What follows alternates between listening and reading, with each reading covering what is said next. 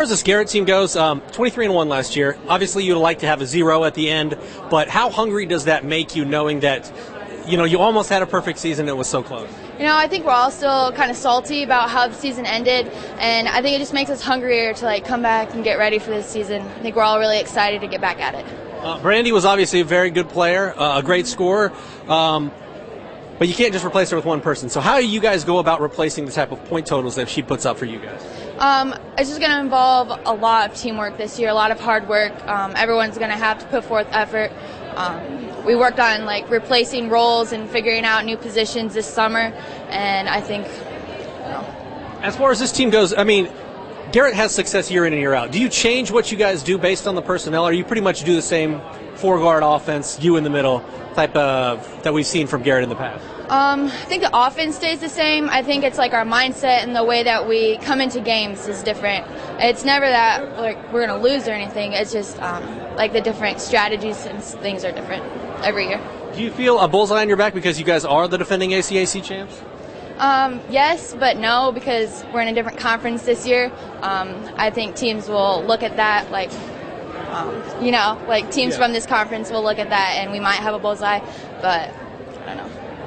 Are you excited to pick up some rivalries, I guess, that were, 2005-ish, back in the day, old school Garrett rivalries now? Yeah, I think we're back to be, we're glad to be back in the old conference, and we're excited to play some old rivalries this year. Perfect. Okay, Coach, I think 23-1, if my memory is correct. Obviously, you'd like to have a 0, but how hungry does it make this team heading into this season, knowing that it was so close, but you have a lot to build up on? No, that's what we talked about when we started this summer.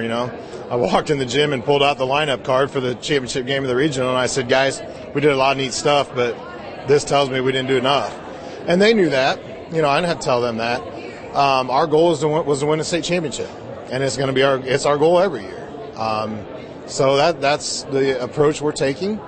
We know it's going to be difficult, and we got some things to replace, people to replace, but we had a good summer, and they're really ready to get back at it. Obviously, you don't replace Brandy Dawson with just one person, but who are some of the names that, because of that void, may have to elevate their game and maybe be counted upon more to take that opportunity and run with it? Right, and it starts with Taylor Smith inside. He'll be our best player. A pure center, which we really haven't ever had. We've had a lot of centers that can play inside, outside, but Tay's going to work in there, and we're going to just line the perimeter with shooters. Emily Summers, a senior coming back. Rachel DePue's played a lot. Our sixth man from last year, Drew Bodie, and we'll start another sophomore guard, Megan Newby. And we're going to try to spread the floor, drive and kick and shoot, and let Taylor hopefully go one-on-one inside or kick it out for some good looks. Yeah. Because you lose a player like Brandy, does it change what you guys do offensively or change anything you do, or do you just kind of stick with your system? It doesn't change what we do. It just kind of changes how we do it a little bit. As a coach, I'm waiting to see, is someone going to step up where we can run some of the same plays that we ran for Brandy. But our offensive system's been the same back to Dan Fegler, and we're going to keep doing the same thing. Like I said, we have 4 guards, and it's a 4-guard offense and a very good player inside.